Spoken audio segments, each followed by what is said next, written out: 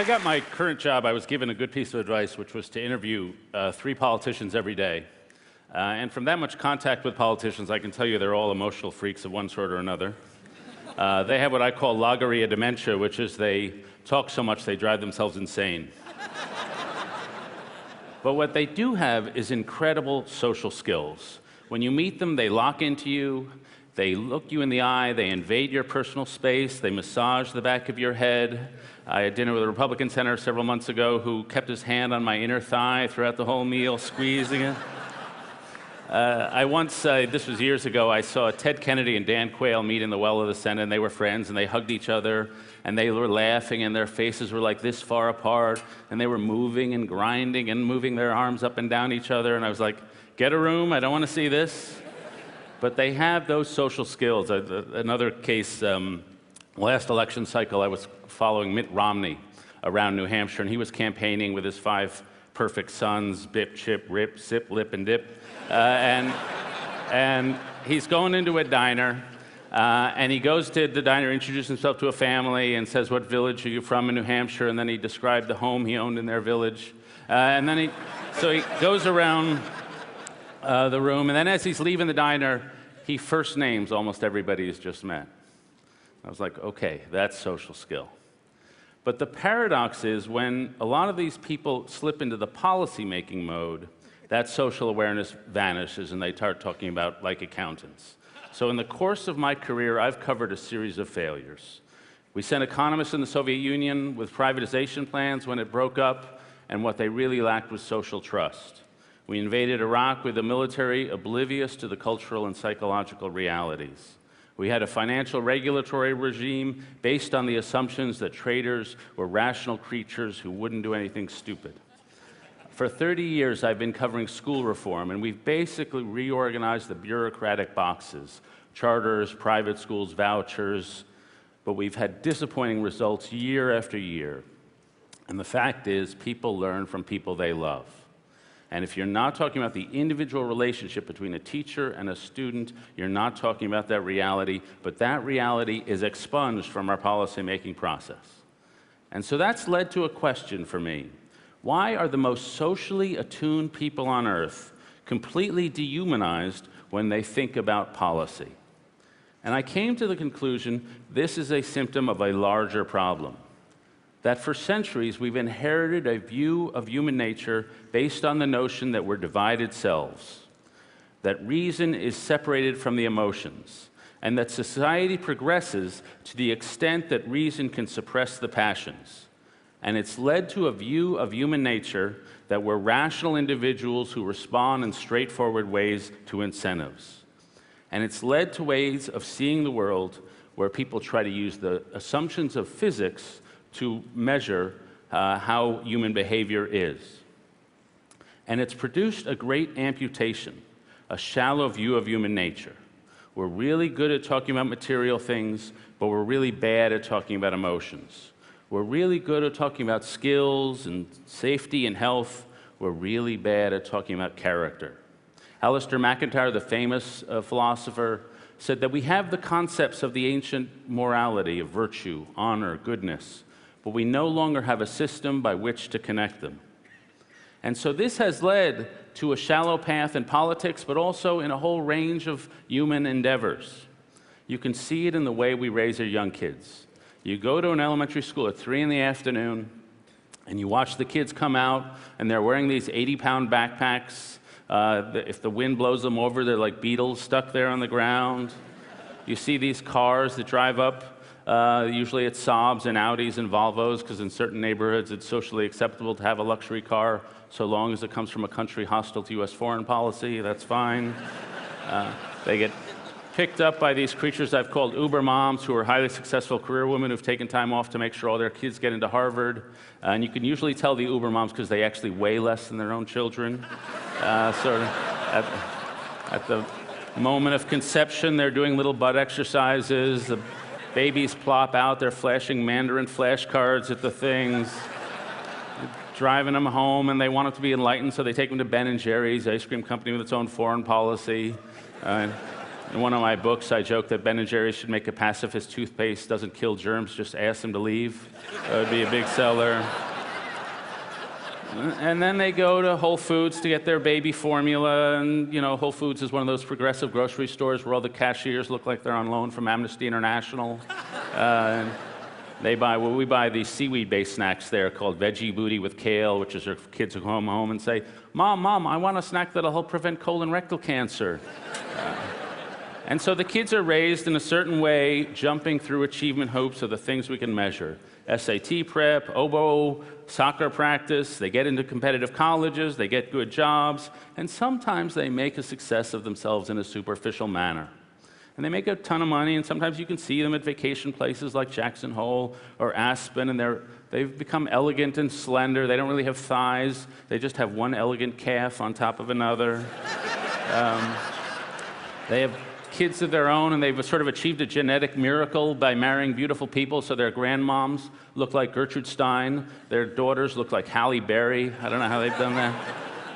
They get there and they realize that it's fashionable now to have dogs a third as tall as your ceiling heights, so they've got these furry 160-pound dogs, look like velociraptors, all named after Jane Austen characters. And then when they get old, they haven't really developed a philosophy of life, but they've decided I've been successful at everything, I'm just not going to die. And so they hire personal trainers, they're popping Cialis like breath mints. You see them on the mountains up there, they're cross-country skiing up the mountain with these grim expressions that make Dick Cheney look like Jerry Lewis. And sort of as they whiz by you, it's like being passed by a little iron raisinette going up the hill. And so this is part of what life is, but it's not all of what life is. And over the past few years, I think we've been given a deeper view of human nature and a deeper view of who we are. And it's not based on theology or philosophy, it's in the study of the mind across all these spheres of research, from neuroscience to cognitive science, behavioral economists, psychologists, sociology. We're developing a revolution in consciousness. And when you synthesize it all, it's giving us a new view of human nature.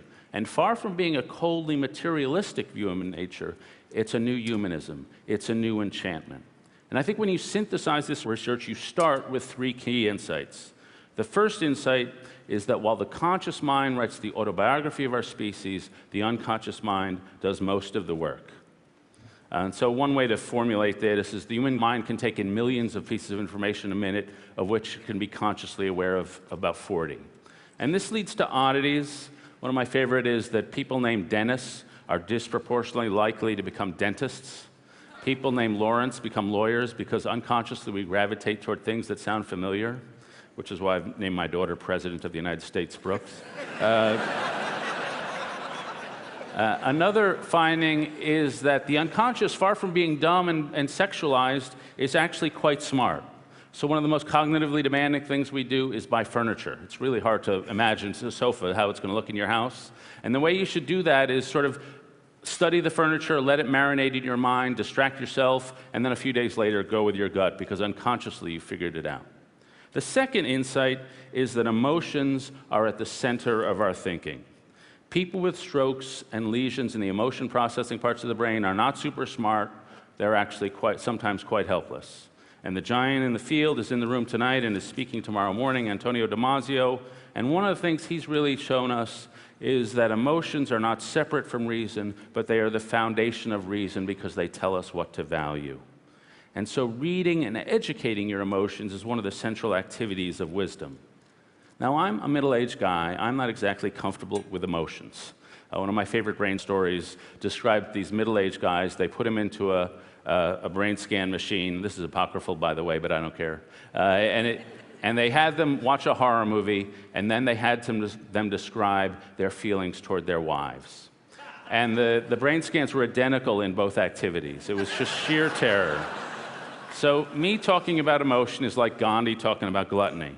But it is the central organizing process of the way we think. It tells us what to imprint. A brain is the record of the feelings of a life.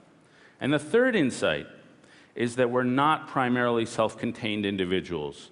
We're social animals, not rational animals. We emerge out of relationships, and we are deeply interpenetrated one with another. And so when we see another person, we reenact on our own minds what we see in their minds. When we watch a car chase in a movie, it's almost as if we are subtly having a car chase. When we watch pornography, it's a little like having sex, though probably not as good. And you see this when lovers walk down the street, when a crowd in Egypt or Tunisia gets caught up in an emotional contagion, the deep interpenetration. And this revolution in who we are gives us a different way of seeing, I think, politics, a different way, most importantly, of seeing human capital. We are now children of the French Enlightenment. We believe that reason is the highest of the faculties. But I think this research shows that the British Enlightenment or the Scottish Enlightenment with David Hume, Adam Smith, actually had a better handle on who we are. That reason is often weak, our sentiments are strong, and our sentiments are often trustworthy. And this work corrects that bias in our culture, that dehumanizing bias. It gives us a deeper sense of what it actually takes for us to thrive in this life. When we think about human capital, we think about the things we can measure easily. Things like grades, SATs, degrees, the number of years in schooling. What it really takes to do well, to lead a meaningful life, are things that are deeper. Things we don't really even have words for. And so let me list just a couple of things I think this research points us toward trying to understand. The first gift or talent is mindsight, the ability to enter into other people's minds and learn what they have to offer. Babies come with this ability. Meltzoff, who's at the University of Washington, leaned over a baby who was 43 minutes old. He wagged his tongue at the baby wagged her tongue back. Babies are born to interpenetrate into mom's mind and to download what they find, their models of how to understand reality. In the United States, 55% of babies have a deep two-way conversation with mom, and they learn models to how to relate to other people. And those people who have models of how to relate have a huge head start in life. Scientists at the University of Minnesota did a study in which they could predict with 77% accuracy at age 18 months who was going to graduate from high school based on who had good attachment with mom. 20% of kids do not have those relationships. They are what we call avoidantly attached. They have trouble relating to other people. They go through life like sailboats tacking into the wind, wanting to get close to people, but not really having the models of how to do that. And so this is one skill of how to hoover up knowledge one from another. A second skill is equipoise, the ability to have the serenity to read the biases and failures in your own mind. So for example, we are overconfidence machines. 95% of our professors report that they are above average teachers. 96% of college students say they have above average social skills. Time magazine asked Americans, are you in the top 1% of earners?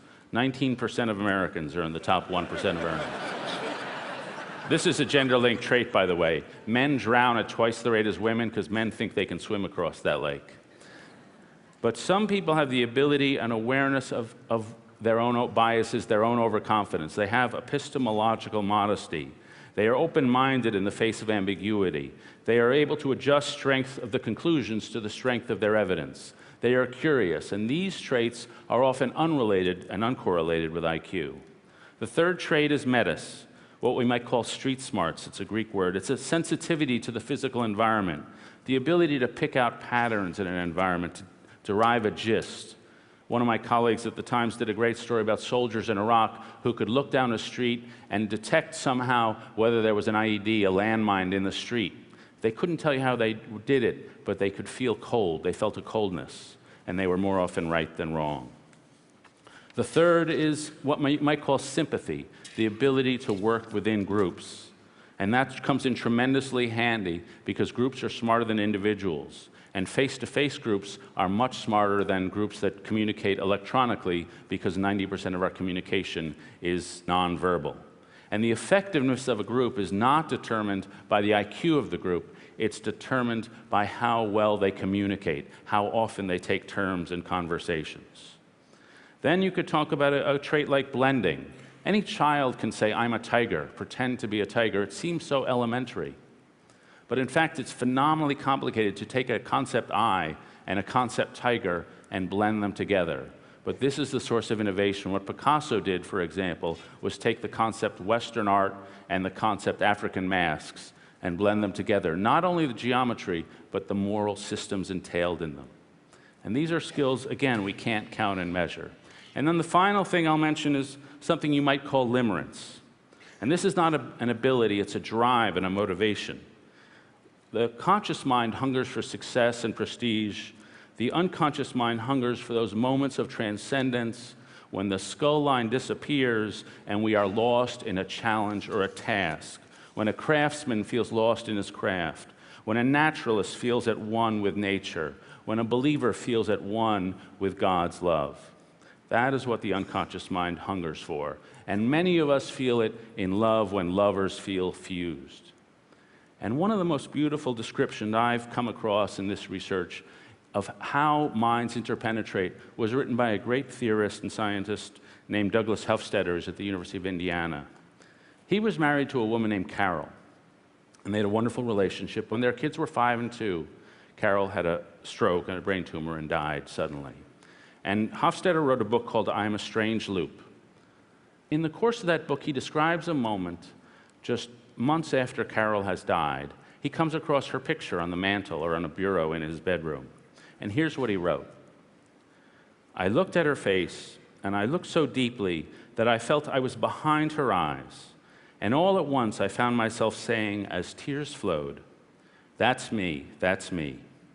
And those simple words brought back many thoughts that I had had before, about the fusion of our souls into one higher level entity, about the fact that the core of both our souls lay our identical hopes and dreams for our children, about the notion that those hopes were not separate or distinct hopes, but were just one hope, one clear thing that defined us both, that welded us into a unit, the kind of unit I had but dimly imagined before being married and having children. I realized that though Carol had died, that core piece of her had not died at all, but had lived on very determinedly in my brain. The Greeks say we suffer our way to wisdom. Through his suffering, Hofstadter understood how deeply interpenetrated we are. Through the policy failures of the last 30 years, we have come to acknowledge, I think, how shallow our view of human nature has been.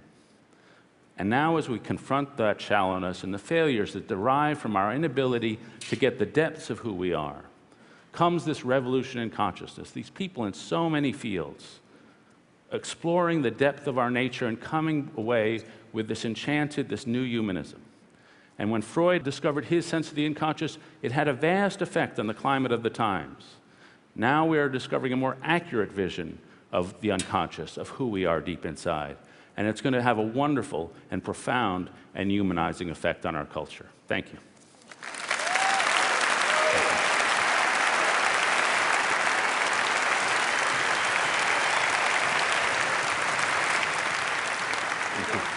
Go and take it. Okay.